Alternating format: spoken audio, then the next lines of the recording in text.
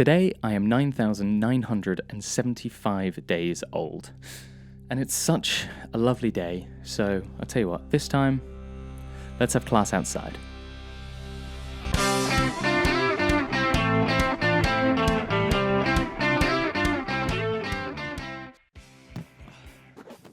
So welcome to the garden. You'll have to forgive any instances of wind in this video.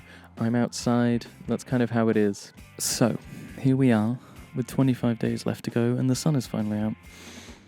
That has been a big deal in terms of how I've been getting things done, because it really brightens up my mood when the world is brightened up. I mean, take a look.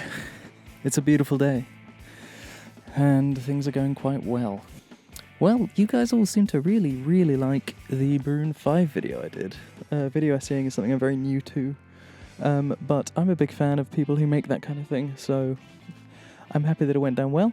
People seem to really like it. I put a lot of effort into it, to be fair, and so having people say they really liked it, that was a big plus. I'm very happy with that, and I hope I'm going to make a couple more, especially now that I've got the bug for it, and now that people seem to like what I did. So that's very exciting altogether, isn't it? Apple Music really liked I Don't Know What I'm Doing With My Life. I can't remember if I said that in the last one. I'm still riding that high a little bit, which is a good thing. You got to celebrate your wins whenever you can. And here I am celebrating it again. So there we go.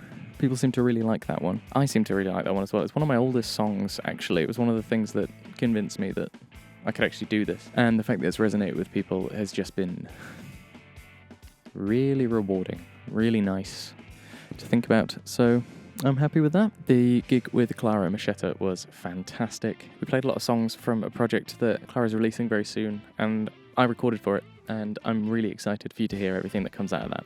It was a fantastic project. It sounds so great. Like, I've been listening to the mixes that aren't out yet just during my commute, and they sound phenomenal. I'm so excited for them to come out because Clara's just an amazing songwriter, and I'm just happy to be involved, really. I'm still working out a lot. I have recently realised that I definitely have some body image issues, and I've been working through them, just making sure I'm aware of the process, aware that everything I'm doing is the right thing to be doing, making sure that I'm happy and healthy and doing everything right, and I think I am, I'm eating the right amount, I'm making sure I'm not going too crazy, I'm not letting myself feel too bad if I have an overindulgent day, because you've got to live in a way that supports you. You've got to be happy and healthy and alive, and so I hope I'm doing that. But the biggest and most exciting thing is that my album is coming out. My debut album, Action Figures, is coming out finally. Here is the cover art, lovingly put over my elbow. I'm just so happy. I've been working on this. Well, the songs I started writing 11 years ago. The production finished during the pandemic, during the first lockdown, and it's just been bits and bobs, and it's finally done. And there's a huge team who's been responsible for that, working alongside with me, either playing or mixing or producing or engineering, and it's all come together. I am so proud of all the effort we put into it, and I'm so proud that it's something I can call my own, and also it's a product of people I care about and love, and we all worked really hard on it together. I can't wait for this to come out. There's 13 tracks, and it's done. It's done. There's no more I can do on it. I've just got to put it out into the world, see what sticks, throw spaghetti at the walls and all that. There's a saying that has helped me a lot, which is that songs aren't finished, they're just released.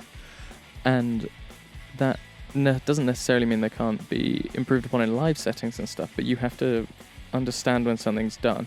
I think it's different with Taylor Swift, who is great, and her releases and her redoing her masters, but I'm in control of my masters so far. I haven't signed anything too outrageous other than my student loan documents, so I have control over my masters, and I'm going to keep it that way for as long as I can, because that's where the money is.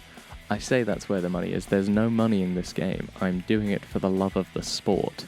It's weird to talk about the idea of a music career when a career is something I've never been interested in, but I have to have a career to live my life and pay my bills and do all the things I actually want to do. So I have to care about how I make money, or rather, how I spend my weekdays, how I spend my working time. Ideally, I'd love to not work. I feel everyone would love to not work or be tethered to this system, of capitalism and buying things and making sure you're on the right track and blah, blah, blah, blah, blah. But I'd love to spend my days working hard on something that I care about, and I feel like most people feel exactly the same. If they have a passion, like those birds, if they have a passion, they'd love to put all their time and effort into it because they love it. And music is the one thing that I really, truly love to do.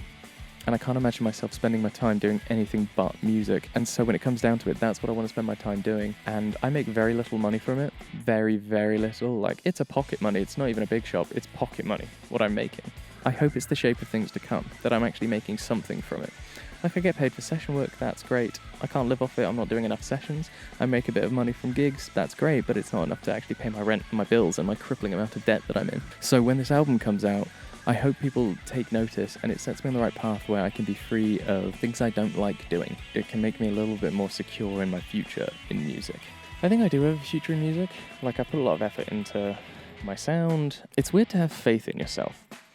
I put a lot of effort into learning how to play and learning to write and learning how to collaborate with individuals who have done the same thing. In music, there's a lot of ego and there's a lot of fragility.